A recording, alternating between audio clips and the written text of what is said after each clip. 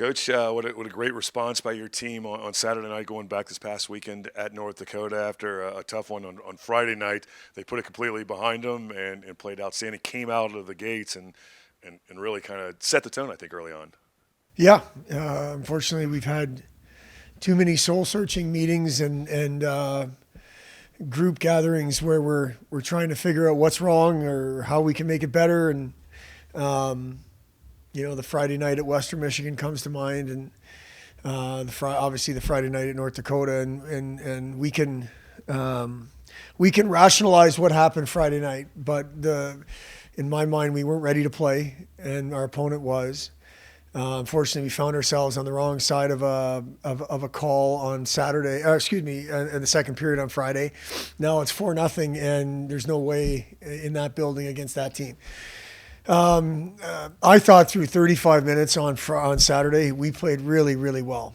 It's 3-0. The shots are even. The chances are even. Unfortunately,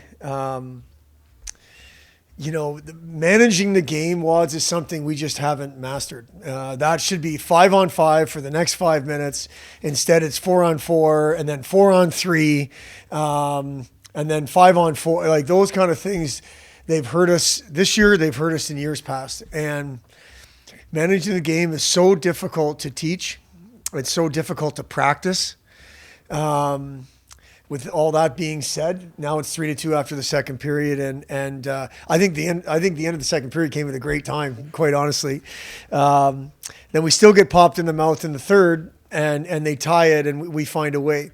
Obviously, the group felt good about the way Saturday went. I wish we could stop having to respond to something not so good on Friday, but. The way we responded was good, and we'll take it. What we can't do now at this point is get too high. That's one game. I mean, yes, against a good team in a difficult building to play, but we need to continue to find that 60-minute effort, that 60-minute execution, and it's something that hasn't been easy for us. I think the game Saturday night, for the first time, it seemed like some bounces, some calls kind of went your way. There was one situation, though, that I think maybe that highlighted early in the game. You had a two-man disadvantage for almost a minute. What does that do? I mean, sometimes I don't think people understand completely what a big penalty kill like that can do to the confidence level. It puts it through the roof. The special teams game on Friday, we were on the wrong side of it blatantly. Now you start the game Saturday, and yes, we got off to a good start, and Waldron scored there, but that 5-on-3 was such a huge kill for us, and it was a bunch of people and so on. But it's huge momentum either way. I don't want to speak that it took momentum from them or whatever it did to them. I'll speak on what it did to us. And we part of our session, our meeting on Saturday, was to talk about our bench and the attitude and the comments on the bench, which we thought on Friday wasn't great. And the 5-on-3 kill, the bench was alive, and that created momentum, and that spilled over onto the ice. And then you also had to play you were kind of shorthanded player-wise going into that with some of the frontline players that you had. Speak to maybe some of the guys that have stepped up and gave you some great minutes. Well, I think everyone stepped up. Everyone stepped up. I don't want to point out any individual person. We've had a couple of guys be pretty consistent. Matt Barbolini comes to mind as a consistent contributor. Obviously, Ludwig Pearson comes to mind. Jack Clement as consistent contributors. But we've had a bunch of people step up. It increases Joe Cassetti's minutes. It increases Thomas Daskis' minutes, PJ Fletcher's minutes, like that, those kind of things. And never mind all those freshmen.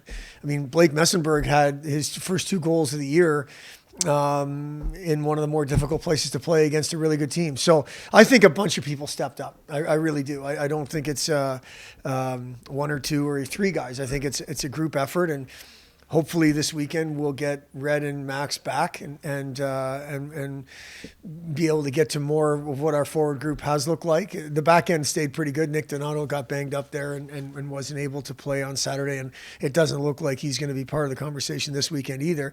But I think we're getting more healthy than we were last weekend anyway.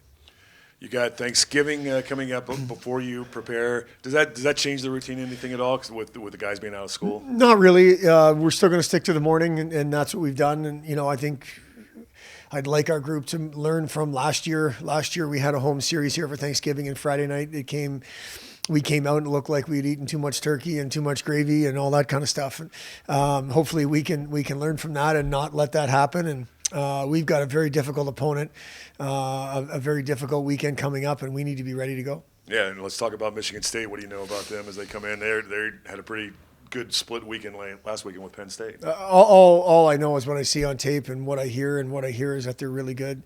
They shoot pucks from everywhere. They're a top 20 team in the country, and they've earned it. They've got a new coach this year, and probably an all new outlook. That kind of thing sometimes comes with a coaching change. Expecting a very difficult weekend. I think they've got some size, they've got some confidence. Lots of concern there from our side.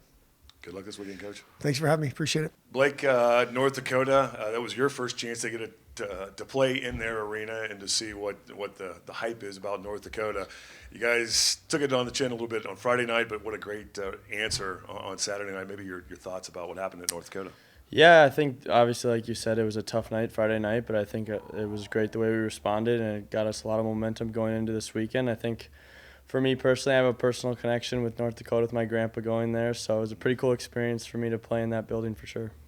All right, so not only did your grandfather play there, you got your first 2 collegiate goals there as well. So did you have family and friends there? I did. I was lucky enough to have my parents there, so it was a pretty cool experience for me. And obviously, North Dakota not too far from home, so I grew into a few games growing up as well. So pretty cool experience for me. What's it like being on the other side though, and seeing that crowd? Because I'm sure you've been a part of that crowd before. Yeah, and obviously everybody knows that crowd's pretty crazy. So I think being able to score a goal in front of them and kind of, I guess, tell them it's not their time to cheer, I guess. It was a pretty cool experience.